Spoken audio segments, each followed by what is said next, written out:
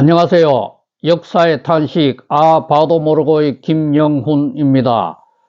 오늘은 예수님의 조상으로 예수님의 족보에 나타난 약 4000년 전의 이방인 여자 다말이 시아버지를 유혹해 아들을 낳은 사건을 살핍니다. 다말은 유다의 며느리였습니다. 유다는 이스라엘의 3대 족장 야곱의 4번째 아들이었습니다. 야곱에게는 12명의 아들이 있었는데 그 중에 11번째 아들인 요셉을 가장 사랑하여 가장 비싸고 좋은 옷을 입히며 특별 대우를 하였습니다. 그래서 형들은 요셉을 싫어하였는데 이 요셉은 또 형들의 잘못을 아버지에게 잘 일러 바쳐 형들의 미움을 샀습니다. 그런데 이 요셉이 하루는 꿈을 꾸어 자신이 추수해 묶어 놓은 곡식단에게 형들이 추수해 묶은 곡식단이 절하더라고 했습니다. 그리고 또 꿈을 꾸었는데 해와 달과 11별이 자신에게 절하더라고 하였습니다. 이에 격분한 형들은 요셉을 죽이기로 모의하였습니다. 이때 4번째인 유다가 그래도 우리 동생인데 요셉을 죽이는 것보다는 노예로 파는 것이 좋겠다고 설득하여 마침 지나가는 노예 상인에게 요셉을 팔았습니다. 그리고 요셉의 옷을 찢어 양피를 묻혀 아버지에게 갖다 보여주면서 이렇게 말했습니다. 아마 요셉이 맹수에게 물려 잡아 먹힌 것 같습니다. 이에 야곱은 통곡을 하며 슬퍼하였고 살 의욕을 잃었습니다. 이런 상태가 너무 오래되어 유다는 아버지 야곱과 함께 살기가 싫었고 또 함께 살 수가 없게 되었습니다. 그래서 유다는 무작정 아버지 집을 뛰쳐나갔습니다. 이때 유다의 나이는 20대 중반이었는데 아무것도 없이 뛰쳐나간 유다는 한 여인을 만나 그 여인의 친정집에서 목동 생활을 하며 지냈습니다.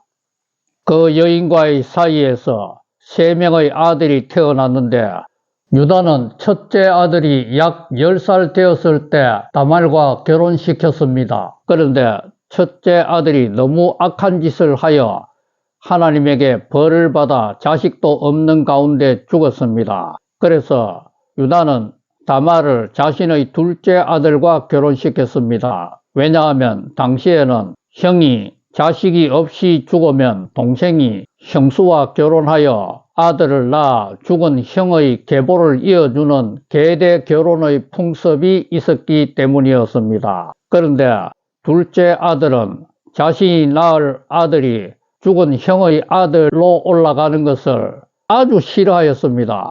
그래서 아내와 성관계를 매일같이 하면서도 아내가 아기를 갖지 못하도록 나쁜 짓을 하였습니다. 이게 무슨 말이냐고요?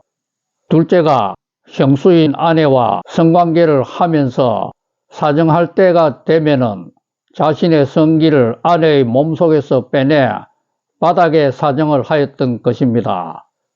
이때 다말의 마음은 얼마나 비통했겠습니까? 이런 악한 짓을 본 하나님은 둘째에게도 벌을 내려 죽도록 하였습니다.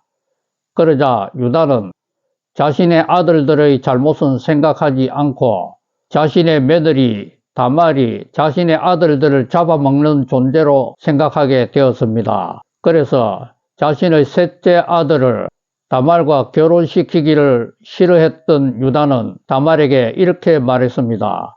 셋째가 충분히 자랄 때까지 너는 친정으로 돌아가 그곳에서 정제를 지키며 살아라. 그러나 다말은 시아버지 유다가 셋째 아들을 자기에게 주기 싫어한다고 생각하였습니다. 왜냐하면 셋째 아들이 첫째, 둘째와 마찬가지로 약 10살이 되었는데도 불구하고 자신과 결혼시키지 않았기 때문이었습니다. 이런 가운데 유다가 양털을 깎기 위해서 다말이 살고 있는 친정 동네 근처로 온다는 소문이 들렸습니다. 이에 다말은 깊이 고민한 끝에 시아버지의 아들을 갖기로 결심했습니다. 그래서 다말은 과부복을 벗어버리고 신전 창녀의 옷을 구하여 입고 또 면사포로 얼굴을 가렸습니다. 당시에는 우상을 섬기는 신전과 사당에 창녀가 있어서 제사하러 온 사람과 함께 성관계를 하며 화대를 받았다고 합니다.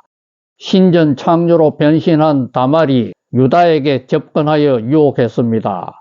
당시 유다의 나이는 30대 후반으로 아직 혈기왕성하였지만 이미 아내가 죽고 없어서 외로움을 많이 타는 처지였기에 창녀의 유혹에 쉽게 넘어갔습니다. 이 창녀가 자신의 며느리 다말이라고는 꿈에도 생각하지 못했던 것입니다.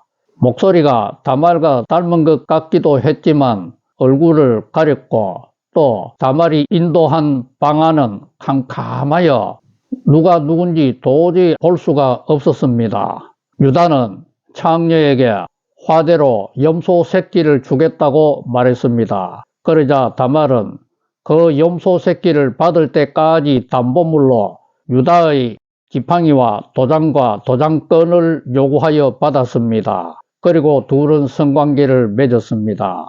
유다는 참으로 오랜만에 성관계를 즐긴 후 창녀와 헤어졌습니다.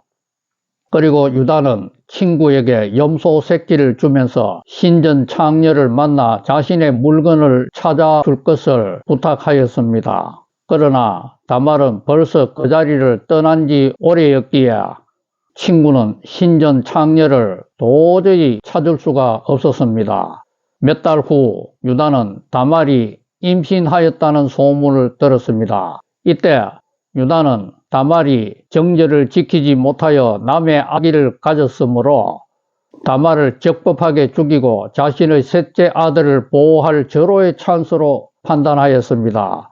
이렇게 생각한 유다는 당당하게 다말의 집으로 가서 다말을 죽이겠다고 고래고래 고함을 지르며 다말을 집에서 끌어냈습니다. 그러나 다말의 친정 식구들은 아무도 이를 말릴 수가 없었습니다. 왜냐하면 당시에는 정절을 지키지 못한 며느리에 대한 처분권이 시아버지에게 있었기 때문이었습니다. 그러나 집에서 끌려 나오던 다말은 황급히 자신이 보관하고 있던 유다의 물건들, 즉 유다의 지팡이와 도장과 도장권을 내놓으며 이렇게 외쳤습니다.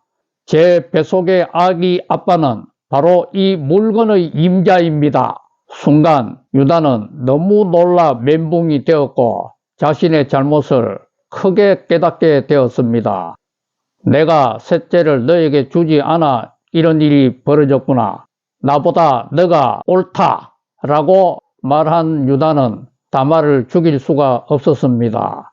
다말을 자신의 집으로 데리고 온 유다는 그렇지만 다말과 두 번 다시 동침을 하지 않았고 자신의 잘못을 깊이 계속 반성하였습니다. 그리고 몇 달 후 다말은 드디어 아기를 낳았는데 쌍둥이 아들을 낳았습니다. 그리고 유다는 깊이 고민한 끝에 다말과 다말의 두 아들 그리고 자신의 셋째 아들을 모두 데리고 자기 아버지 야곱의 집으로 되돌아갔습니다. 이상한 관계를 만들어 되돌아온 유다와 다말을 야곱의 집 식구들이 환영했을까요? 유다 자신도 아버지 야곱의 집에서 견디기가 쉽지 않았을 것입니다. 그런데 다말과 그 아들들은 견디기가 훨씬 어려웠을 것입니다. 온갖 모욕과 멸시와 조롱을 받으며 죽지 못해 살았지 않겠습니까?